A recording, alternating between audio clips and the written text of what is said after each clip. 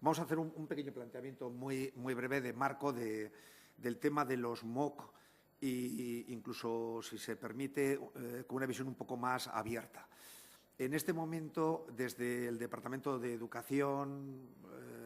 Política Lingüística y Cultura, estamos probablemente antes de 2 meses se presente también un primer plan del que ya se ha hablado la consejera, que llamamos Sareskuntza, que es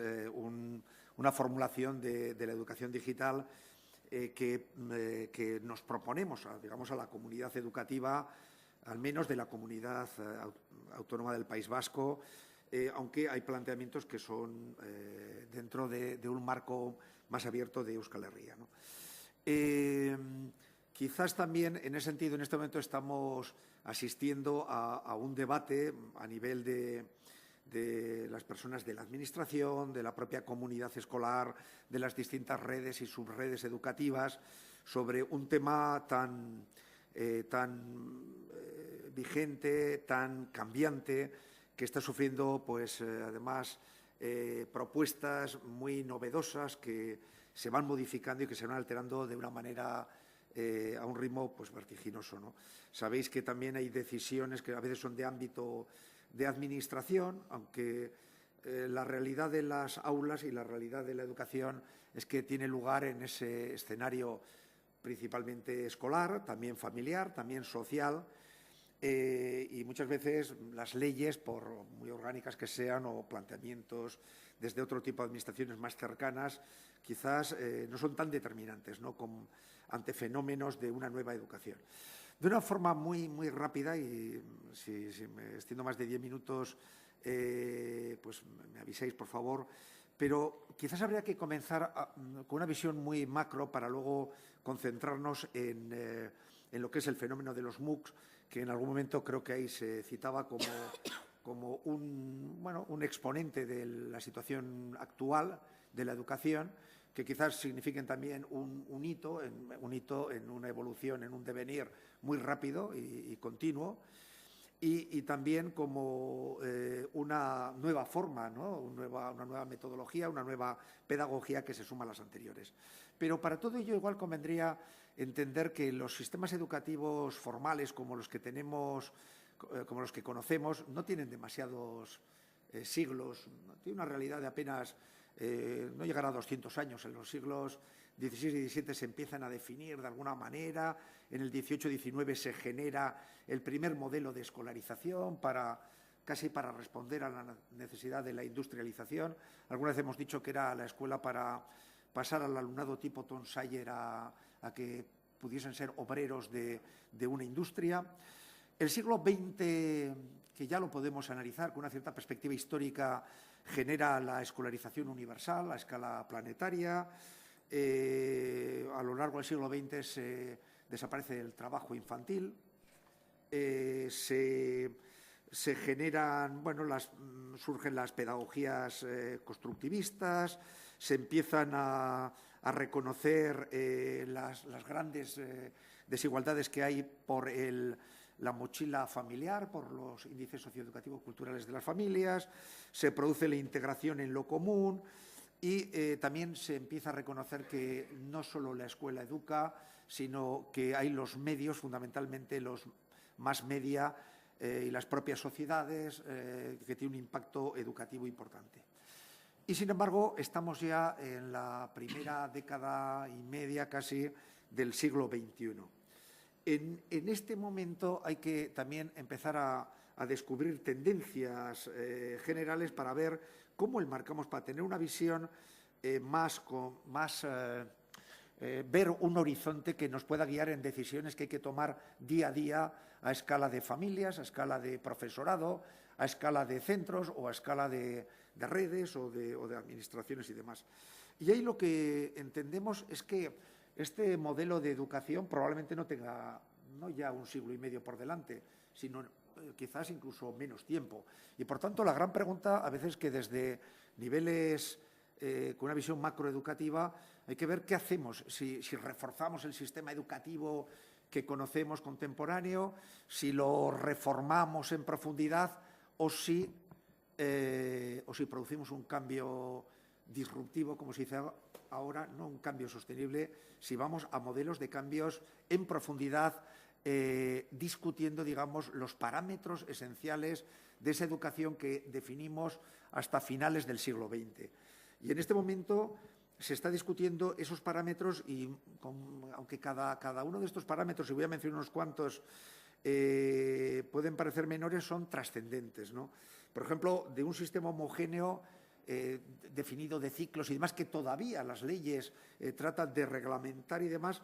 reconocemos que quizás de arriba abajo, desde edades superiores a inferiores, y por eso los MOOC pueden irrumpir primero quizás a niveles universitarios o de formación profesional, seguirán por la enseñanza secundaria en fórmulas de virtualización de esos procesos de aprendizaje-enseñanza. También en este momento ya en sociedades muy avanzadas el propio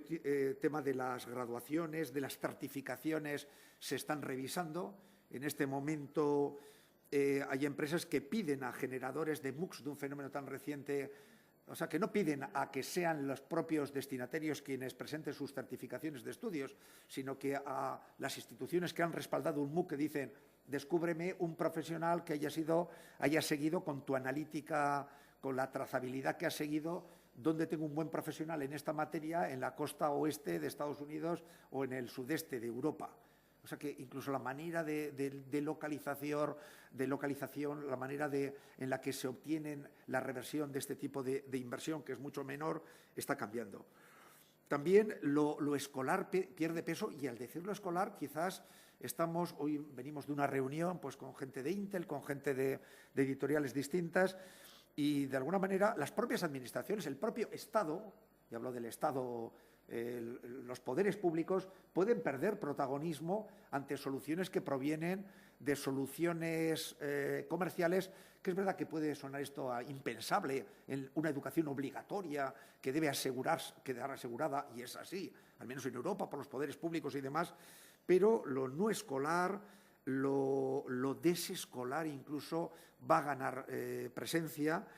porque lo presencial va a ser sustituido ya por lo híbrido, por lo semipresencial, por lo virtual. A las administraciones se nos pide: tenéis que virtualizar los procesos de aprendizaje para que alguien lo pueda seguir en el intramuros escolar o fuera de él, para completar esas escasas 1.050 horas de jornada lectiva, porque un año tiene 8.760 horas, y porque se aprende, como se demuestra en todo lo que se pueda medir, más desde ámbitos externos a la propia escuela que dentro de la escuela, aunque dentro de ese tiempo y espacio y con esos requerimientos hay que asegurar esas competencias básicas del aprender a aprender, del aprender a convivir, del aprender a hacer y demás.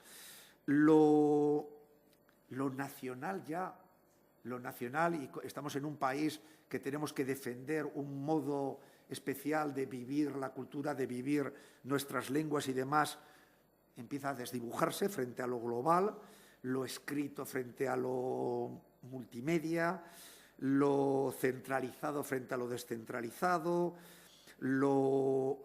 cíclico hacia lo innovador, lo que se puede llamar binario del alumnado que progresa o no progresa, que supera o no supera a unos sistemas de competencia digital, de trazabilidad, de que uno compite con uno mismo nada más. Cada alumno tiene su propio recorrido, no en comparación con otros coetáneos ni nada por el estilo,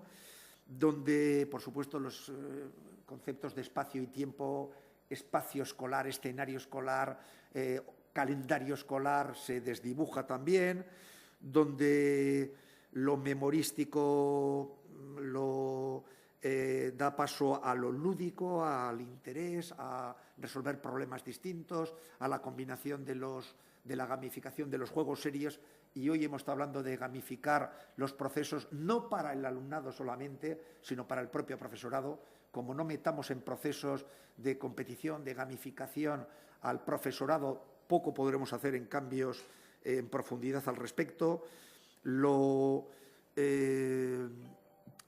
costoso también, las fortísimas inversiones, a veces los recientes resultados de PISA pues a veces generan debates, la mayor parte de las veces muy superficiales, dan lugar a fórmulas low cost. Antes hablábamos también, en este momento, si hablamos de soluciones de educación digital, una de dos, o las administraciones lo hacemos muy bien, custodiando datos, haciendo que la analítica de resultados nos permita tomar decisiones a quienes son tutores, a las tutorías, a las direcciones, a las administraciones, a las familias, a los progenitores, al propio alumnado, etcétera, o si no, dentro de poco esto pasará a ser ofrecido por telecos, por compañías de telecomunicaciones, en combinación con sistemas de gestión, con sistemas de contenidos, de plataformas, de una manera eficaz. No entendamos, aparte de que tengan otro tipo de intencionalidad, y ahí se pone en entredicho si la protección de datos familiares, etcétera, debe ser algo que custodie la Administración, o la Administración lo hace y lo hace bien y establece la protección de datos que hace falta y toma decisiones inteligentes y genera plataformas que nos permita que un proceso tan trascendental como es la educación lo hacemos con conocimiento de causa, porque quizás no estamos manejando ese big data, esa gran cantidad de metadatos que se generan en cada momento, en este momento que es horario escolar, están generando datos y no lo estamos tomando, no está sirviendo para tomar decisiones a todo tipo de escalas, o qué sucederá al respecto, ¿no? No sé cómo andamos de tiempo. Bien. En ese escenario, o sea, ante esta situación, la cuestión es qué estamos haciendo. Y la verdad es que hemos aprendido mucho. Yo tengo que decir, creo que hemos aprendido mucho de lo que no hacer. Por ejemplo, a veces por hacer autocrítica, y además aquí, entiéndase bien, la educación es algo que no hace ninguna clase política, que no hace unos legisladores, que no solo hacen, quiero decir, es algo que hacemos, que hacen los educadores fundamentalmente cada día, en ese horario escolar, que tiene lugar en esa relación interpersonal de docente-discente, etcétera, pero haciendo análisis, a veces es fácil hacerlo de temas de los que nos consideramos un poco alejados, y sin embargo lo queremos hacer, o yo quiero sugerir que lo hagamos desde un ámbito de corresponsabilidad, porque todos hemos participado en ello. Pero fijaros, temas como Escola 2.0, de alguna manera seguían ese tipo de esquemas que los ingleses dicen spray and pray, o sea, distribuir, es un juego de palabras, y rezar que funcione. Oye, os damos ordenadores, os damos netbook, os damos ultrabooks, confiamos en los profesores, en nuestros servicios de apoyo, en nuestras redes, y bueno, crucemos los dedos y que funcione y demás. Este es un negocio muy complejo, evidentemente se le sacan chispas, negocio en el mejor de los sentidos. Son organizaciones que tenemos una gran capacidad de adaptación, que tenemos un profesorado preparado para... Pero esto no basta, hay que hacerlo de una forma mucho más sistemática que este mero regar y rezar que podríamos traducir. Tampoco vale aquí lo de la importación del modelo, bueno, no, Corea del Sur es Corea del Sur, Finlandia ya vamos a dejar de citarlo probablemente, etcétera.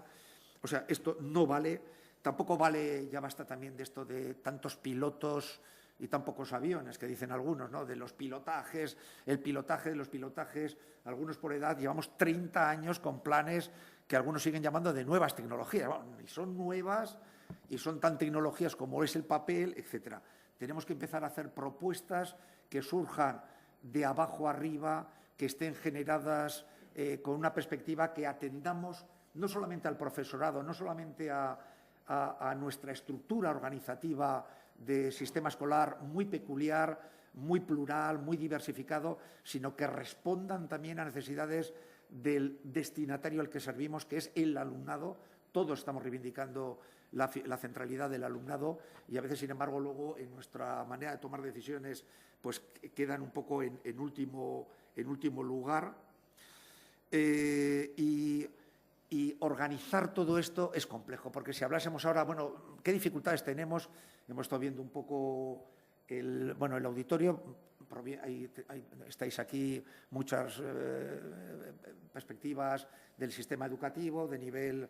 previo a la universidad o de la universidad y demás. Las dificultades son muchas, ¿no? A nivel de administración nos dicen, bueno, mejorar la conectividad, punto primero, mejorar la formación del profesorado, mejorar los contenidos en euskera, cambiar realmente la pedagogía, que no se generen mochilas que sean similares a las anteriores, mejorar los sistemas de toma de decisión de plataforma inteligente de datos. Estamos viviendo a escala local como el historial médico de la ciudadanía vasca está presente y todavía el portfolio escolar de la ciudadanía vasca, que es tan ciudadanía y que son datos tan propios como los sanitarios, sin embargo, quedan atrás y nuestros debates se van por temas un tanto colaterales. Queremos servir mejor a procesos de aprendizaje que están siendo renovados, que deben ser renovados con metodologías que se sumen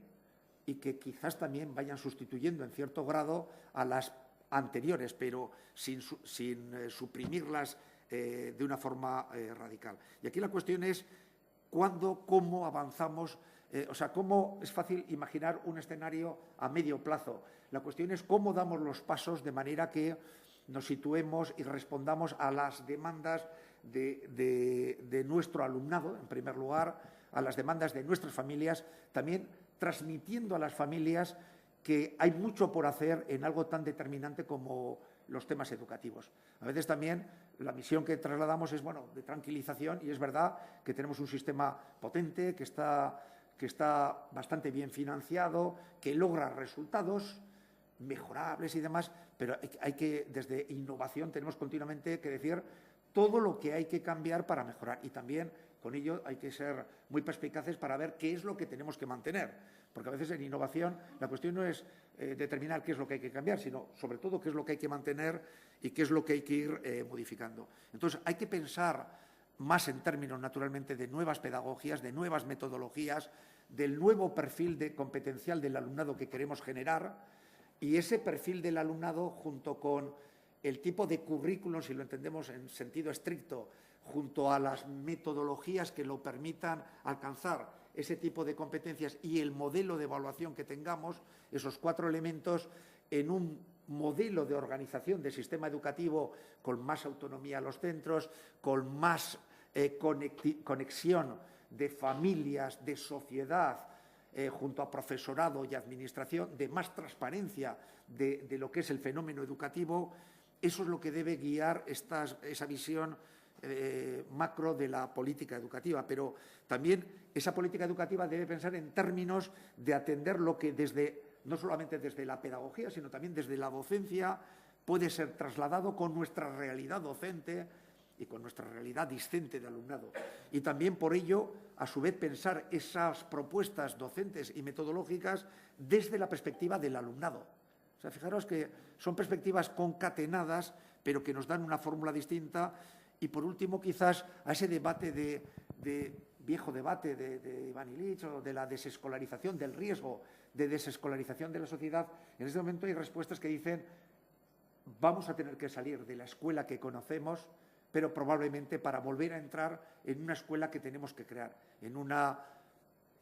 educación, en una Heziberria, en una Sare-Hezkuntza, en una educación diferente que va a tener elementos de los que siempre han estado presentes, de socialización, de relación interpersonal, de enseñar con la ejemplaridad, de aprender